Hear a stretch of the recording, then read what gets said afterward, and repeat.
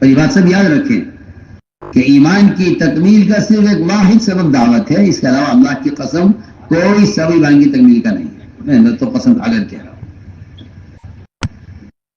آپ کے پاس اس کے خلاف کوئی دلیل نہیں ہے۔ اللہ کی قسم، دعوت اللہ کے بغیر ایمان کی تکمیل کا کوئی ذریعہ نہیں ہے، کوئی ذریعہ نہیں ہے۔ نہ تہجد ہے، نہ تلاوت ہے، نہ ذکر ہے، نہ روزہ ہے، نہ نماز ہے، نہ حج ہے، نہ کچھ نہیں ہے۔ میں کھل کر کہہ رہا ہوں، دلائل کے ساتھ عرض کر رہا ہوں۔ حامدًا و مسلمًا و مسلمہ، جیسا کہ آپ نے سنا مولانا سعد صاحب نے یہ بیان 2025 فروری کھارگھر کے تبلیغی اجتماع میں دیا۔ مولانا محترم کی بات کیوں غلط ہے، اس پر نقلی دلائل یعنی قرآن و سنت سے دلائل تو میں بعد میں دوں گا، پہلے اس پر ایک عقلی دلیل بھی لے لیجیے۔ مولانا محترم کی بات میں جو غلطی اور لاجیکل فیلیسی ہے، اس کو ایک حسی مثال سے سمجھیے۔ مولانا محترم نے یہ دعویٰ کیا کہ دعوت کے بغیر ایمان کامل نہیں ہو سکتا۔ یہ ایسا ہی ہے جیسے کہ ہمارے ملک ہندوستان کے بارے میں کوئی یہ کہے کہ گجرات کے بغیر ہندوستان کامل اور مکمل نہیں ہو سکتا، تو ایسے شخص کو یہ جواب دیا جائے گا کہ چلو ہمارا ظرف وسیع ہے، ہم نے آپ کی بات مان لی کہ گجرات کے بغیر ہندوستان کامل اور مکمل نہیں ہو سکتا، لیکن سوال یہ ہے کہ ہندوستان کے کامل اور مکمل ہونے میں صرف گجرات کی کیا خصوصیت ہے؟ یہ بات تو ہندوستان کے ہر سٹیٹ کے بارے میں آپ کہہ سکتے ہیں کہ مہاراشٹر کے بغیر بھی ہندوستان کامل اور مکمل نہیں ہو سکتا، اتر پردیش والے کہیں گے کہ اتر پردیش کے بغیر بھی ہندوستان کامل اور مکمل نہیں ہو سکتا، اسی طرح کشمیر بھی ہندوستان کا اٹوٹ انگ ہے، اس کے بغیر بھی ہندوستان کامل اور مکمل نہیں ہو سکتا، یہاں تک کہ لکشدیپ اور انڈمان نکوبار آئلینڈز جو جغرافیکلی انڈیا سے بہت دور ہیں، ان کے بغیر بھی ہندوستان کامل اور مکمل نہیں ہو سکتا۔ تو اس میں گجرات کی کیا خصوصیت ہے؟ یعنی ہندوستان کو کامل اور مکمل کرنے کے لیے جس طرح گجرات کی اہمیت ہے، اسی طرح دوسرے سارے سٹیٹس کی اہمیت ہے۔ بالکل اسی طرح ایمان بھی متعدد چیزوں کا مجموعہ ہے، ان میں سے ہر ایک جز ضروری ہے، ایک جز بھی اگر کم ہو تو ایمان کامل اور مکمل نہیں ہو سکتا۔ جیسے ایک کوئن کے اگر آپ 4 ٹکڑے کر دو تو اس میں سے ایک ٹکڑا یہ کہنے لگے کہ میرے بغیر یہ سکہ مکمل نہیں ہو سکتا، تو یہی اہمیت تو دوسرے، تیسرے اور چوتھے ٹکڑے کی بھی ہے۔ بالکل اسی طرح جس طرح دعوت کے بغیر ایمان کامل نہیں ہو سکتا، ایمان اور اسلام کے اندر اور بھی بہت سے اعمال ہیں جن کے بغیر ایمان کامل نہیں ہو سکتا۔ اور اگر آپ یہ کہو کہ ہماری مراد اجزائے مقومہ نہیں بلکہ اجزائے مکملہ اور محسنہ ہے، تو دفع دخل مقدر کے طور پر اس کا جواب بھی آپ سن لیجئے کہ جب آپ نے دعوت اللہ کا تقابل نماز، روزہ اور حج کے ساتھ میں کر دیا جو کہ ایمان اور اسلام کے اجزائے مقومہ ہے نہ کہ محسنہ اور مکملہ، دعوت اللہ کے بغیر ایمان کی تکمیل کا کوئی ذریعہ نہیں ہے، کوئی ذریعہ نہیں ہے۔ نہ تہجد ہے، نہ تلاوت ہے، نہ ذکر ہے، نہ روزہ ہے، نہ نماز ہے، نہ حج ہے، نہ کچھ نہیں ہے۔ تو اب آپ کی یہ وضاحت کرنا کہ ہماری مراد اجزائے مکملہ اور محسنہ ہے نہ کہ مقومہ، یہ وضاحت لغو ہے۔ مولانا محترم سعد صاحب اگر صرف اتنا کہہ کر رک جاتے نا تو شاید ہم اپنے ویڈیو کو اسی بات پر ختم کر دیتے، لیکن مولانا محترم نے اس کے آگے جا کر یہ تک کہہ دیا، اللہ کی قسم دعوت اللہ کے بغیر ایمان کی تکمیل کا کوئی ذریعہ نہیں ہے۔ آپ کے پاس اس کے خلاف کوئی دلیل نہیں ہے۔ اللہ کی قسم، دعوت اللہ کے بغیر ایمان کی تکمیل کا کوئی ذریعہ نہیں ہے۔ یعنی دعوت اللہ کے ذریعے سے ایمان کی تکمیل کو صرف ثابت نہیں کیا بلکہ دوسرے سارے اعمال کی نفی اور انکار کر دیا کہ کسی بھی چیز کے ذریعے سے ایمان کامل ہو ہی نہیں سکتا، اور پورے ایمان کو سمیٹ کر دعوت اور تبلیغ میں بند کر دیا۔ یہی بدعت کی شان ہوتی ہے۔ آپ کسی بھی بدعتی گروپ کو اٹھا کر دیکھ لیجئے، بدعتی گروپ کے نزدیک ان کا جو ایک مخصوص عمل ہوتا ہے جس سے ان کی پہچان ہوتی ہے، وہ پورے اسلام اور ایمان کو اسی میں سمٹا ہوا مانتے ہیں۔ مثلا شیعوں کے نزدیک پورا اسلام کربلا اور اہل بیت علیہم السلام سے محبت ہی کے اندر سمٹا ہوا ہے، جبکہ اہل بیت سے محبت تو ہم بھی کرتے ہیں، وہ مسلمان ہی کیا ہے جو اہل بیت سے محبت نہ کرے۔ اسی طرح بریلویوں کو آپ دیکھیے، ان کے نزدیک پورا اسلام عشق رسول اور درگاہوں میں سمٹا ہوا ہے، جبکہ فخر موجودات صلی اللہ علیہ وسلم سے محبت ہم بھی کرتے ہیں۔ بالکل اسی طرح مولانا سعد صاحب نے ایمان کی تکمیل کو بھی دعوت اور تبلیغ ہی کے اندر سمیٹ دیا کہ ایمان کی تکمیل اگر ہوگی تو دعوت ہی کے ذریعے سے ہوگی اور اس کے علاوہ کوئی بھی چیز ایمان کو کامل نہیں کر سکتی۔ پھر مولانا سعد صاحب نے سارے علماء کو للکارا، گویا کہ چیلنج دیا کہ آپ کے پاس اس کے خلاف کوئی دلیل نہیں ہے، اللہ کی قسم آپ کے پاس اس کے خلاف کوئی دلیل نہیں ہے۔ اللہ کی قسم، دعوت اللہ کے بغیر ایمان کی تکمیل کا کوئی ذریعہ نہیں ہے۔ لیکن ہم اللہ کی قسم کھائے بغیر کہتے ہیں، مولانا سعد صاحب کا پورا احترام کرتے ہوئے ہم یہ کہتے ہیں کہ حفاظت دین کے لیے علماء دیوبند ابھی زندہ ہیں۔ آپ نے اللہ کی قسم کھا کر کہا کہ آپ کے پاس ایک بھی دلیل نہیں ہے۔ لیجئے دلیل نہیں، دلائل کا پورا گلدستہ میں آپ کی خدمت میں پیش کرتا ہوں کہ صرف دعوت نہیں، دوسرے دسیوں اعمال ایسے ہیں جن کے ذریعے سے ایمان کی تکمیل ہو سکتی ہے۔ ویسے قرآن مجید فرقان حمید سے بھی میرے پاس دلائل موجود ہے، لیکن چونکہ مولانا محترم نے امام بخاری کے ترجمۃ الباب اور ان کے مذہب سے استدلال کیا ہے تو ہم بھی امام بخاری ہی کی کتاب سے دلیل پیش کرتے ہیں۔ اگرچہ ہم امام بخاری کی اتباع فقط حدیث میں کرتے ہیں، فقہ میں نہیں، لیکن چونکہ مولانا کی دلیل بھی بخاری ہی سے ہے تو اس دلیل کا جواب بھی ہم بخاری ہی سے دیتے ہیں۔ مولانا کی دلیل سنیے۔ امام بخاری رحمۃ اللہ علیہ کا مذہب ہے کہ ایمان میں زیادتی ہوتی ہے۔ امام بخاری رحمۃ اللہ علیہ ایمان کی زیادتی کو بتانے کے لیے اپنی دلیل پیش کر رہے ہیں اور یہ کہہ رہے ہیں کہ معاذ بن جبل رضی اللہ تعالی عنہ وہ لوگوں سے ملاقاتیں کر کے کہتے تھے آؤ اٹھو ہمارے ساتھ، آؤ بیٹھو ایمان کے حق میں ہمارے ساتھ، ابر پر ایمان لے آئے۔ بخاری کے جس صفحے سے مولانا محترم نے حضرت معاذ بن جبل رضی اللہ تعالیٰ عنہ کی روایت کو بطور دلیل کے پیش کیا ہے، بالکل اسی صفحے پر حضرت معاذ بن جبل رضی اللہ تعالیٰ عنہ کی روایت کے صرف ایک لائن اوپر سے ہم دلیل دے رہے ہیں اس بات پر کہ ایمان کی تکمیل دعوت کے علاوہ اور بھی بہت ساری چیزوں سے ہو سکتی ہے۔ دیکھیے یہ بخاری شریف کا صفحہ ہے آپ کی اسکرین کے اوپر۔ اس صفحے پر میں نے دو جگہ پر پیلے مارکر سے نشان لگایا ہے، ایک اوپر ایک نیچے۔ نیچے والا جو پیلا نشان ہے یہی وہ روایت ہے حضرت معاذ بن جبل رضی اللہ تعالیٰ عنہ کی جس سے مولانا سعد صاحب نے استدلال کیا کہ حضرت معاذ بن جبل فرماتے ہیں کہ آؤ ہمارے ساتھ بیٹھو تھوڑی دیر ایمان لے آئیں۔ اب اس روایت کے اوپر آپ دیکھیے ذرا غور سے، صرف ایک لائن چھوڑ کر اوپر دیکھیے۔ اگر آپ کو عربی آتی ہے تو آپ خود سمجھ لیں گے، اور اگر عربی نہیں آتی ہے تو آپ کسی عالم کو یہ چیز دکھا کر پوچھ لیجئے کہ میں آپ کو غلط بات بتا رہا ہوں یا صحیح بات بتا رہا ہوں، کہیں میں آپ کے ساتھ کوئی دھوکہ تو نہیں کر رہا۔ حضرت معاذ بن جبل رضی اللہ عنہ کی روایت کو پیش کر کے مولانا سعد صاحب یہ ثابت کر رہے ہیں کہ ایمان کی تکمیل صرف دعوت سے ہو سکتی ہے۔ پھر یہ بھی کہا کہ دعوت کے علاوہ کسی بھی چیز سے ایمان کی تکمیل نہیں ہو سکتی۔ اب آپ اوپر والے پیلے نشان کو دیکھیے، امام بخاری نے پہلے قرآن کی آیتوں کو نقل کیا، اس کے بعد حضرت عمر بن عبدالعزیز رحمۃ اللہ علیہ کی ایک روایت نقل کی ہے کہ حضرت عمر بن عبدالعزیز رحمۃ اللہ علیہ نے اپنے گورنر عدی بن عدی کے نام خط لکھا۔ اچھا یہ بھی غور کی بات ہے کہ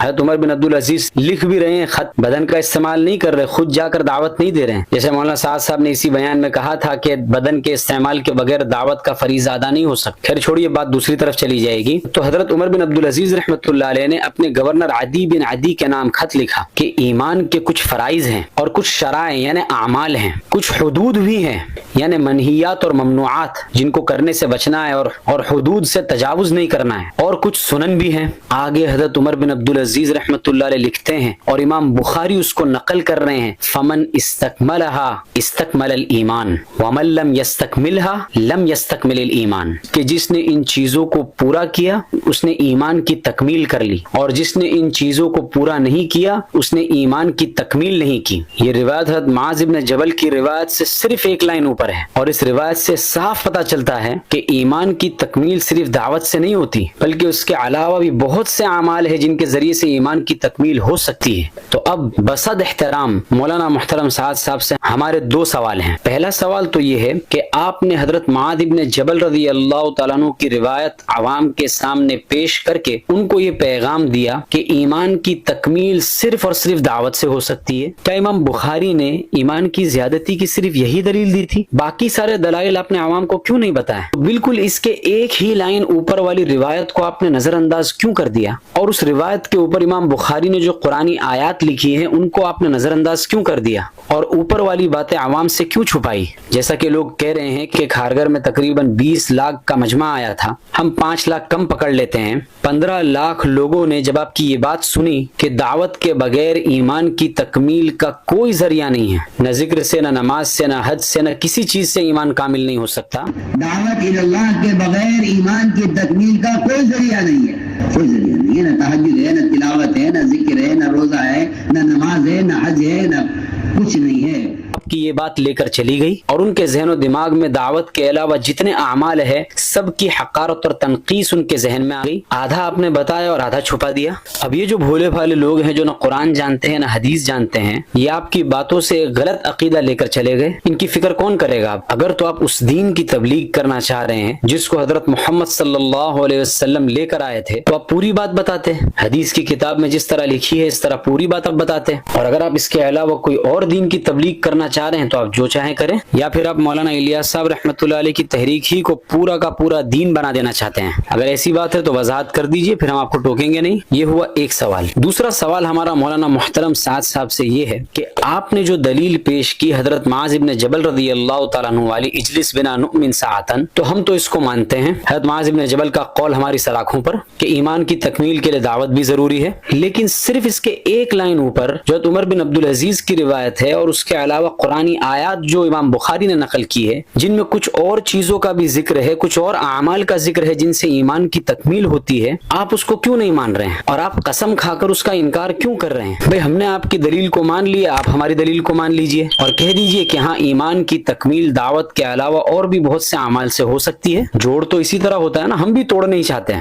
ہم بھی اختلاف اور تفرقہ نہیں چاہتے ہیں، ہم بھی اجتماعیت چاہتے ہیں. ہم نے آپ کی دلیل کو مان لیا جو آپ نے امام بخاری کی پیش کی. اب جو امام بخاری دوسرے دلائل دے رہے ہیں آپ ان کو مان لیجئے. اور اگر آپ یہ کہیں کہ عمر بن عبدالعزیز تو تابعی ہے، ہمیں تو صحابی کا قول یا آپ صلی اللہ علیہ وسلم کا قول دکھائیے، تو آئیے تاجدار مدینہ صلی اللہ علیہ وسلم کا قول بھی ہم پیش کر دیتے ہیں. امام ابو داؤد جن کی وفات 275 ہجری میں ہوئی، انہوں نے اپنی سنن کے اندر اس روایت کو نقل کیا ہے کہ آپ صلی اللہ علیہ وسلم فرماتے ہیں من احب للہ وابغض للہ واعطى للہ ومنع للہ فقد استکمل الایمان. جس نے اللہ کے لیے محبت کی اور اللہ ہی کے لیے بغض رکھا، جس کو دیا اللہ ہی کے لیے دیا اور جس کو نہیں دیا اللہ ہی کے لیے نہیں دیا، تو اس نے اپنے ایمان کو کامل کر لیا. دیکھیے حدیث ایک ہے لیکن اس میں دلیل 4 ہیں. اس حدیث کے اندر 4 اعمال ہمارے نبی صلی اللہ علیہ وسلم فرما رہے ہیں کہ ان میں سے ہر ایک عمل ایسا ہے جو ایمان کو کامل کرتا ہے. اللہ سے محبت کرنا بھی ایمان کو کامل کرتا ہے. اللہ کے واسطے اگر کسی سے بغض رکھا تو یہ بھی ایمان کو کامل کرتا ہے. اللہ کے لیے خرچ کرنا بھی ایمان کو کامل کرتا ہے. اور جب کسی کو ہم نہ دیں تو اگر اللہ کے لیے نہ دیں تو یہ بھی ایمان کو کامل کرتا ہے. یہ تو صریح آپ صلی اللہ علیہ وسلم کا قول ہے. اس کے باوجود قسم کھا کر یہ کہنا. پھر آپ نے اسلام کے اہم ترین اور عمدہ اعمال کی حقارت اور تنقیص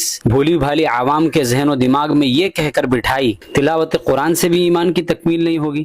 دعوت اللہ کے بغیر ایمان کی تکمیل کا کوئی ذریعہ نہیں ہے، کوئی ذریعہ نہیں ہے. نہ تہجد ہے، نہ تلاوت ہے، نہ ذکر. سورہ انفال آیت نمبر 2 میں اللہ تعالیٰ کہہ رہے ہیں وَإِذَا تُلِيَتْ عَلَيْهِمْ آيَاتُهُ زَادَتْهُمْ ایمانا، کہ جب ان کے سامنے قرآن کی تلاوت کی جاتی ہے تو ان کا ایمان بڑھ جاتا ہے. کیا آپ کی یہ بات قرآن کی آیت کے خلاف نہیں ہے؟ پھر روزہ، نماز اور حج کو بھی آپ نے اسی میں گنا دیا. نہ ذکر ہے، نہ روزہ ہے، نہ نماز ہے، نہ حج ہے، نہ کچھ نہیں ہے. 5 چیزوں پر اسلام کی بنیاد رکھی ہے، ان میں سے 3 اعمال یہ ہیں، اس سے بھی ایمان کی تکمیل نہیں ہوگی. پھر آگے آپ نے کہا کہ انفرادی عبادت سے ایمان کی تکمیل نہیں ہو سکتی. انفرادی عبادات سے ایمان کی تکمیل نہیں ہوتی. تو امام ابو داؤد نے اپنی سنن کے اندر آپ صلی اللہ علیہ وسلم کی جو وہ حدیث نقل کی ہے جس میں آپ صلی اللہ علیہ وسلم فرما رہے ہیں من احب للہ وابغض للہ واعطى للہ ومنع للہ فقد استکمل الایمان. تو اس حدیث کا کیا؟ اس حدیث میں تو 4 اعمال کا تذکرہ آپ صلی اللہ علیہ وسلم نے کیا. اس میں سے کوئی بھی عمل اجتماعی نہیں ہے، سارے انفرادی اعمال ہیں. پھر بھی آپ صلی اللہ علیہ وسلم کہہ رہے ہیں کہ اس سے ایمان کی تکمیل ہوگی. اللہ کے لیے محبت کرنا انفرادی عمل ہے، اللہ کے لیے بغض رکھنا، اللہ تعالیٰ کے لیے کسی کو کوئی چیز دینا اور جس کو نہ دینا تو اللہ ہی کے لیے نہ دینا، یہ تو سارے انفرادی اعمال ہیں.